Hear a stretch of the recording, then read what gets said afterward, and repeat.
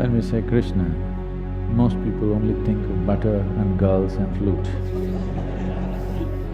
From 16 to 21, he lived as a brahmachari, he took sannyas, lived as a brahmachari, went through severe sadhana. Everything that he wanted to create failed with Kurukshetra war, but we call him Lord because through all this he was playful, untouched by a terrible reality, a terrible drama that's playing around you. This you can also do, isn't it? Today is Krishna Janmashtami. When we say Krishna,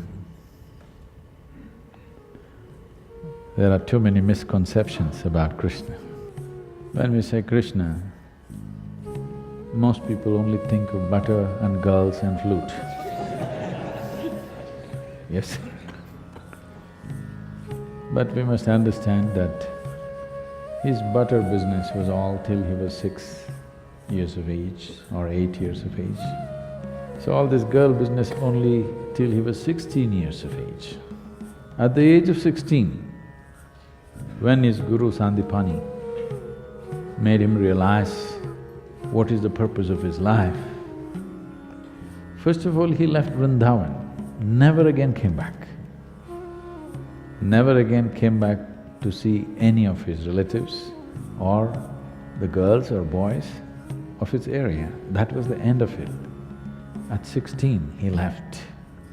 When he was leaving, today if we say Krishna, we say Radhe Krishna. Radhe comes ahead of Krishna. Because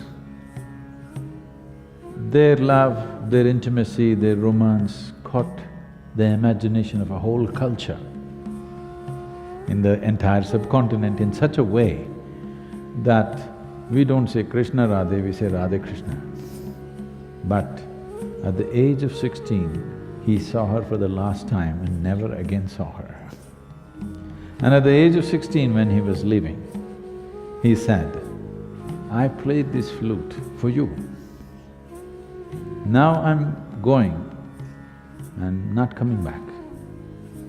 So, as an offering to you, for the love that you are, I'm going to give this flute to you and never again play the flute again, and he never again played the flute. From then on it was Radha who played the flute. He never played flute after 16. From 16 to 21, he lived as a brahmachari, he took sannyas, lived as a brahmachari, went through severe sadhana. After that, his entire life was committed to marry political life, political process and the spiritual process. Well, it ended up in a disaster, but he did everything possible. These things are never spoken of. In the northern plains of India, he set up over 1,000 ashrams because he wanted spiritual process not to be a separate thing. He wanted spiritual process to be a part of life. As we live, as we brush our teeth in the morning, we meditate. He wanted to bring spiritual process not as a fringe thing, but as a mainstream life, particularly to the rulers of the country, of those many countries that India was at that time. His mission was to spiritualize the political process of the day. So obviously, those days, political process was not a democratic process.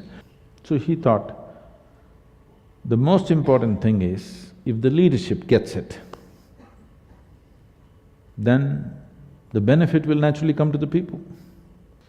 People who handle other people's lives, for example, a king or a prime minister or a president of a country today, or even a CEO of a company because they have hundreds of thousands of people under them, once you have such a responsibility, then every thought that you generate, every emotion that you generate, every action that you perform impacts millions of people's lives. When you have such a responsibility, it's very important you are in a good state. What you think, what you feel must be coming from a certain inner space which will work for everybody's well-being. If I have a narrow view of life Every thought that I generate will damage people's lives. Every emotion that I have will damage people's life. Actions that I perform, and especially actions that I do not perform, which I'm supposed to perform, will cause immense damage to people's lives, isn't it? So he focused only on leadership. He wanted the kings of the day to turn spiritual. Unfortunately, it ended up in a disaster of Kurukshetra, a terrible war which wiped out, an entire generation of men, literally. But still we worship him. Everything that he wanted to create failed with Kurukshetra war. That's one thing he desperately tried to avoid, is that war. But the most terrible war happened, and even his own clan all fought among themselves and killed themselves. But we call him Lord, because through all this he was playful, untouched by a terrible reality, a terrible drama that's playing around you, but still untouched. So this we are saying, Lord. This you can also do, isn't it? Whether you are going to become the biggest success in the world or not is subject to many realities. But are you a successful human being? That means, are you able to conduct your life consciously, or if life pokes you, will you become an animal? This is the question. This one question, if you successfully handle, you also, we will call you Lord. Yes?